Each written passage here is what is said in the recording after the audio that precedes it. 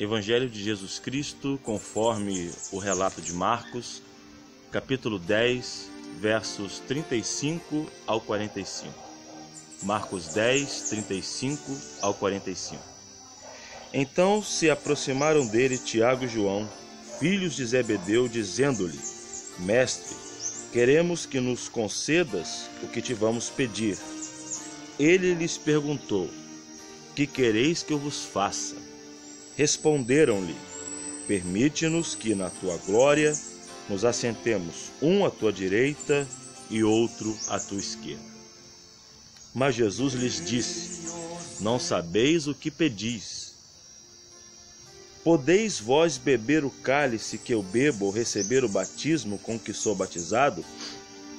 Disseram-lhe: Podemos. Tornou-lhes Jesus: Bebereis o cálice que eu bebo e recebereis o batismo com que sou batizado. Quanto, porém, ao assentar-se à minha direita ou à minha esquerda, não me compete concedê-lo, porque é para aqueles a quem está preparado. Ouvindo isto, indignaram-se os 10 contra Tiago e João. Mas Jesus, chamando-os para junto de si, disse-lhes: Sabeis que os que são considerados governadores dos povos têm-nos sob seu domínio, e sobre eles os seus maiorais exercem autoridade?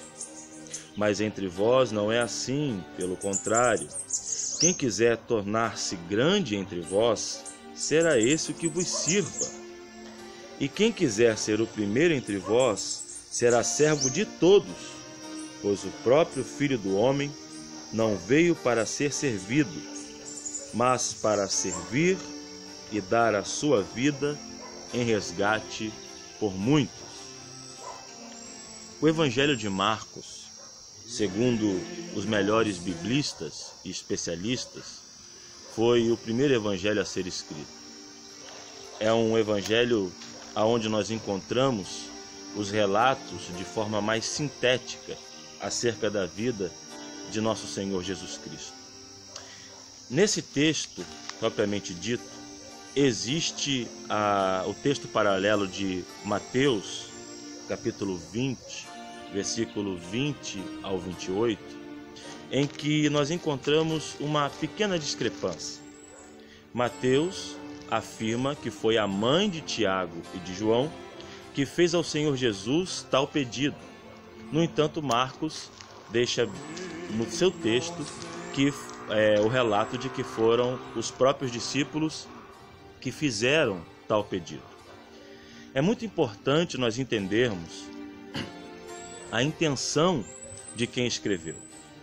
Eu acredito que Marcos quis salientar que o desejo partiu dos discípulos de Jesus.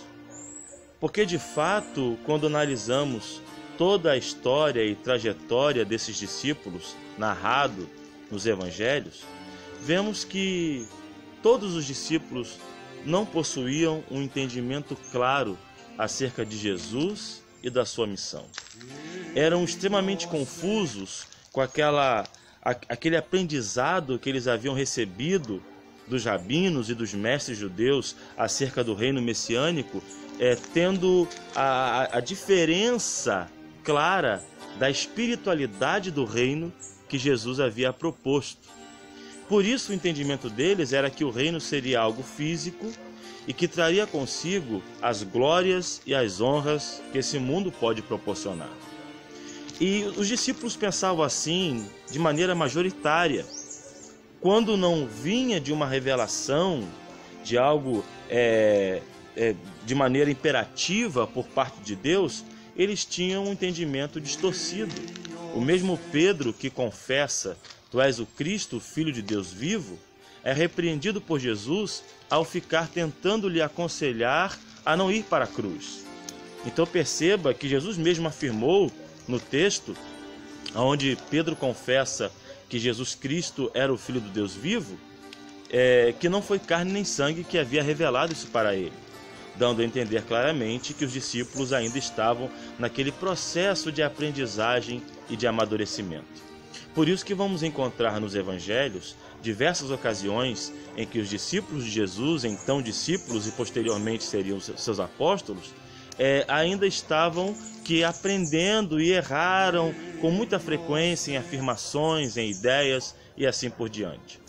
Esse texto não é diferente dos outros textos que narram os erros que os discípulos cometeram. Neste caso aqui, dois deles, possivelmente seus primos, Tiago e João, como nós encontramos em textos do Evangelho, onde falam sobre os graus de parentesco de Jesus e dão a entender que de fato esses dois eram primos do Senhor Jesus Cristo, eles chegam até Jesus com essa ideia de que pelo fato de terem uma proximidade familiar, eles poderiam pedir a Jesus um certo destaque no reino, uma certa proeminência no reino. E isso era muito comum no contexto de governo nos tempos bíblicos, porque era comum que o filho do imperador fosse imperador também, e o filho do rei também fosse rei, e vocês sabem que isso no regime monárquico é muito comum. Então logo, esses dois discípulos de Jesus, tendo em vista a possibilidade de terem proeminência, se aproximam de Jesus e lhe fazem esse pedido. E pedem a Jesus para um assentar-se à sua direita e outro à sua esquerda. Esses assentos eram comumente colocados aos lados dos tronos dos imperadores para mostrar ao povo, à plebe, quem seriam os seus representantes legítimos. Quem seriam aquelas pessoas que teriam maior autoridade naquele governo. E era isso que esses dois discípulos queriam. Eles queriam governar ao lado de Cristo, dominando sobre os demais. A indignação dos outros discípulos não era uma indignação justa, uma indignação de humildade, vendo o erro dos seus colegas. Não, a indignação deles era porque eles também tinham passado pelas mesmas coisas que os outros.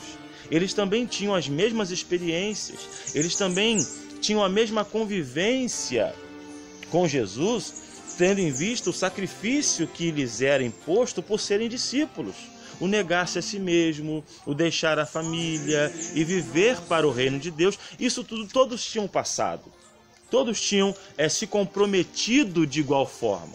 Então por isso que eles se indignaram, não era uma indignação justa e santa. E aí o texto vai nos dizer que eles pedem isso a Jesus, e no texto de Mateus diz que foi a sua mãe, com essa intenção de se colocarem em destaque, de assumirem uma posição de proeminência no reino de Deus. E aí o texto continua dizendo que Jesus deixa bem claro que isso ele não concederia, não daria a ninguém, não porque eles não fossem do reino, não porque eles não realmente tivessem uma experiência mais profunda ou uma vocação para serem os seus representantes. Não era essa a questão, mas a intenção do coração deles não era a intenção correta. Então Jesus disse: eu não vou dar essa posição para vocês, porque é para aquele que está designado, conhecendo o coração e o desejo daqueles dois discípulos e de todos os discípulos, na verdade. Eu não vou colocar ninguém em destaque tendo essa intenção no seu coração de proeminência, de estar adiante dos demais. E assim é interessante quando nós analisamos todos os evangelhos e vemos que isso já aconteceu diversas vezes em ocasiões diferentes. Quando você olha o texto que narra sobre a transfiguração do Senhor Jesus, durante esse período da transfiguração, subida ao monte, o texto vai dizer que os discípulos que não subiram ao monte com Jesus, não eram Pedro, João e Tiago, os outros discípulos, estavam discutindo enquanto caminhavam acerca sobre qual deles seria o maior. Talvez na ausência dos dois primos de Jesus e de Pedro, não é? Aqueles três discípulos mais próximos, os demais estavam discutindo: olha, já que os três não estão aqui, qual de nós aqui vai ficar na posição de proeminência, que vai liderar?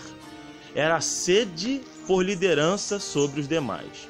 E esse texto narra exatamente essa questão de maneira muito apropriada para tratar acerca do desejo do nosso coração e de como que o nosso coração deve estar direcionado acerca do serviço.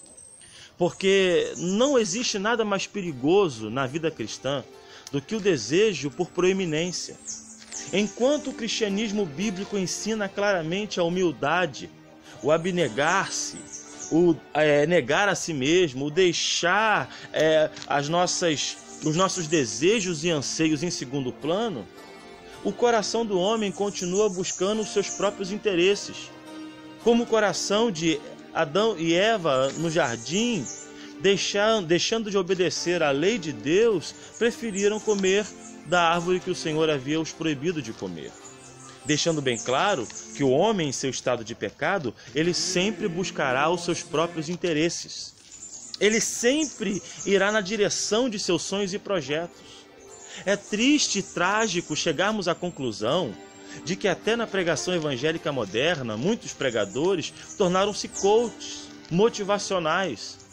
Existem igrejas e pastores que durante anos não pregam mensagens de confronto, não pregam mensagens de renúncia, não falam contra o egocentrismo humano. O homem é colocado no centro de tudo quanto é palestra e pregação, motivando o homem a desejar ser cada vez maior, mais dominador, mais cheio de si, centrado em seus próprios interesses.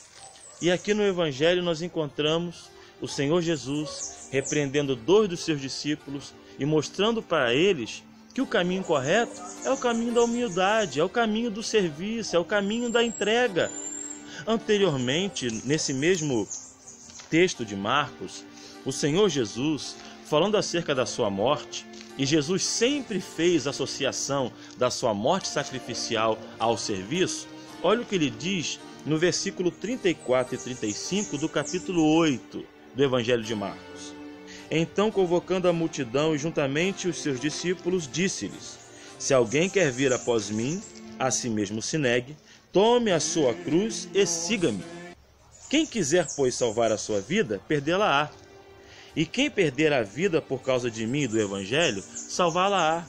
Perder nem sempre significa morrer, mas é perder os seus próprios interesses, é perder, abrir mão dos seus próprios sonhos, dos seus objetivos pela causa do Evangelho. E nós temos que ter muita precaução com esse desejo de Tiago e de João, porque nós também somos tentados todos os dias a usar também a fé como meio de proeminência. Existem muitas estrelas dizendo-se servos de Deus, muitas pessoas que também buscam os seus interesses, até mesmo no meio cristão. Quando vemos um cantor que cobra uma fortuna para cantar, você deve ficar assustado com isso. É claro que a gente entende o processo artístico, que a gente entende isso, aquilo, outro, mas cantores cristãos ganhando milhões para louvar ao Senhor é uma contradição absurda. Em primeiro lugar, nós temos que pensar que a adoração é a causa da criação. O próprio breve Catecismo de Westminster diz que a finalidade para o qual Deus criou o homem foi para louvá-lo e ter nele prazer para sempre. E é isso que a Escritura ensina e que o Catecismo de Westminster sintetiza. O homem foi criado para a glória de Deus, o seu louvor é para a glória de Deus, a sua música deve ser para a glória de Deus. Então como é que você cobra para cantar para a glória de Deus? Isso é antropocentrismo, é desejo por proeminência. Quando um pregador ele cobra absurdo para pregar num culto, meia hora, 40 minutos, 1 hora que seja, ele também está deixando de usar o seu dom, o seu ministério para a glória de Deus, mas para enriquecimento próprio. Então, assim, eu não estou dizendo que não devamos ajudar os obreiros, que não devamos ser liberais e ajudar os cooperadores do Evangelho, mas estou dizendo acerca daquelas pessoas que veem o Evangelho como um lucro em si mesmo. Isso é um modo também de chegarmos para Jesus e dizermos: olha, nós queremos sentar à sua direita ou à sua esquerda, porque ficar aqui atrás com os demais é muito pouco para mim. E aí o texto vai dizer o seguinte: o Senhor Jesus fala para os seus discípulos, perguntando-lhes se eles estavam dispostos a beber o cálice e ser batizado. Isso aí é uma figura de linguagem que Jesus usa para falar acerca do seu sacrifício, Então, aqueles discípulos, eles sofreriam como Jesus sofreu? De fato, carregariam a sua cruz? John Stott, em seu livro A Cruz de Cristo, diz que o sofrimento da cruz sempre foi a marca de identidade dos cristãos. Os cristãos viam na cruz, desde o primeiro século e devem ver até hoje, o sinal que representa a finalidade da sua vida, que é a entrega, que é ser um mártir. Então, o Senhor Jesus chega para os seus discípulos, para esses dois que fizeram esse pedido, e diz o seguinte: vocês querem proeminência no reino, mas estão dispostos a sofrer pelo reino? Estão dispostos a ir como eu vou para a cruz? E eles, de maneira muito segura, dizem: não, estamos prontos sim, podemos receber. Talvez por falta de entendimento sobre o que Jesus estava se referindo, porque cálice na cultura judaica sempre foi, na maioria das vezes, uma representação de bênção, né? Como diz o Salmo de número 23, a bênção do Senhor faria o cálice transbordar. Então ele talvez fizeram essa associação, mas ou então por coragem mesmo de irem até as últimas consequências para ter essa proeminência. É o toma lá da cá, eu me sacrifico para receber em dobro, eu me sacrifico para ser reconhecido. Isso também é um perigo, porque no Evangelho não cabem barganhas. Nós não servimos a Cristo com medo do inferno ou para ganhar prosperidade nessa vida, servimos a Cristo por aquilo que Cristo é. E os discípulos estavam: não, nós podemos. Então o Senhor Jesus olha para eles naquela narrativa e responde-lhes: olha, tudo bem, vocês vão beber o cálice que eu vou beber e vocês vão ser batizados no batismo no qual eu serei batizado. Vocês vão sofrer como eu sofri, vocês vão perder a sua vida como eu vou perder a minha, vocês vão pagar de fato o preço do discipulado, vão realmente pagar o preço do Evangelho. Mas olha, não vou prometer o que vocês estão me pedindo, porque eu conheço a intenção do coração de vocês. E esses discípulos morreram como os demais, exceto João, martirizados. Sofreram pelo Evangelho, pagaram o preço do discipulado. A grande questão é que nós devemos olhar para nós mesmos e vermos que nós não somos tão bons assim. Não existe nada pior do que não fazer uma autoanálise, não olharmos para dentro de nós e enxergarmos a nossa miserabilidade, vermos o nosso próprio pecado e limitação. E aí o Senhor Jesus então faz uma comparação, dizendo: olhem para os reis, potentados, magistrados, os que governam sobre esse mundo.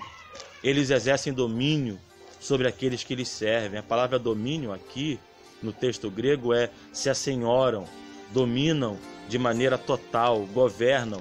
Os reis sempre puderam matar quem quiseram matar sem prestar contas a ninguém. É um domínio excessivo. E aí Jesus diz: olha, não há no reino de Deus espaço para ninguém que queira dominar sem nenhum escrúpulo. Por isso que aqueles que lideram, aqueles que estão diante do povo de Deus, não pode ter sobre eles um domínio excessivo, como quem controla as suas vidas. Há muitos pastores, pregadores, eu não sei mais os títulos, apóstolos, semideuses, que acham que a igreja é deles, que o rebanho é deles. Eles disciplinam sem prestar contas a ninguém. Eles excluem do rol de membros sem prestar contas a ninguém. Eles ordenam ao sagrado ministério quem lhes agrada. Escolhem para serem candidatos ao ministério só porque acham a pessoa interessante, porque dá uma boa contribuição, independente da vocação. Por isso que tem tanto pastor por aí que não sabe pregar. Por isso que tem tanto pastor ordenado por aí, que o sermão é pífio, fraco, vazio, não tem conteúdo. Um grande equívoco que acontece no meio histórico tradicional é isso. No meio pentecostal eu não vou citar, não é a minha área, mas no meio tradicional acontece muito disso. O rapaz às vezes nunca fez nada na vida, nunca pregou um sermão como leigo, nunca deu uma aula de escola dominical. Sou vocacionado. Aí, por ser parente de alguém, por ter intimidade com alguém, indico ele para o seminário, ele faz 4 anos lá de faculdade, aprende as matérias, porque estudando você aprende, depois sai de lá, prega um sermão meia boca que ele estudou, que ele preparou ali, passa no sermão de prova, às vezes sem nem ser muito testado, e é ordenado. Enquanto pessoas que são vocacionadas, que estudaram durante toda uma vida, às vezes não têm a menor chance de serem reconhecidas. Isso é o que acontece. É por causa disso, o antropocentrismo, a soberba, lugares que não estão preparados para aquelas pessoas sendo ocupadas indevidamente. Devemos ter cuidado com isso. Devemos olhar para o Evangelho da Cruz, entendermos o que Jesus disse e vivermos uma vida de serviço, independente daquilo que nos aguarda, independente daquilo que vamos receber. E aí Jesus conclui dizendo: não pode ser assim entre vocês. Entre vocês não é assim. Antes, aquele que quiser ser o maior, seja servo de todos. E aí Jesus então termina explicando o porquê disso tudo. Qual é a causa? Qual é o fim de toda essa lição moral que o Senhor Jesus nos dá pelo Evangelho, na narrativa que nós fizemos aqui, que nós lemos aqui? Porque o Filho do Homem não veio para ser servido, mas veio para servir e dar a sua vida em resgate. O texto que elucida muito bem isso é o texto de Filipenses, capítulo 2. Quando Paulo escreve aos Filipenses, no capítulo 2, a partir do versículo 5, se eu não estou equivocado, dizendo: tende em vós o mesmo sentimento que houve em Cristo Jesus, o qual, sendo igual a Deus, não teve por usurpação o ser igual a Deus, mas a si mesmo se esvaziou, assumindo a forma de servo, doulos no grego, escravo, sendo obediente até a morte e morte de cruz. Qual é o púlpito, o palanque do autêntico discípulo? É a cruz. Qual é o maior destaque que um servo de Deus pode ter? A cruz, o serviço, a autonegação, o abandonar a si mesmo, o deixar-se em segundo plano, ser servo e servo de todos. E aí, a conclusão clara que chegamos com a leitura desta parte do capítulo 10 de Marcos é a seguinte: precisamos evitar que a soberba e que o desejo de nos sobrepor sobre os demais assole o nosso coração. Devemos entender que assim como Cristo sofreu, nós também sofreremos, e devemos encarar a cruz como sendo o caminho devido à autêntica vida cristã. Em terceiro, não existe nada mais sublime, nada mais importante do que servir, do que sermos servos de todos, do que nos entregarmos ao chamado do serviço de Deus. Evitemos esse sentimento dos discípulos e encaremos o chamado de Jesus.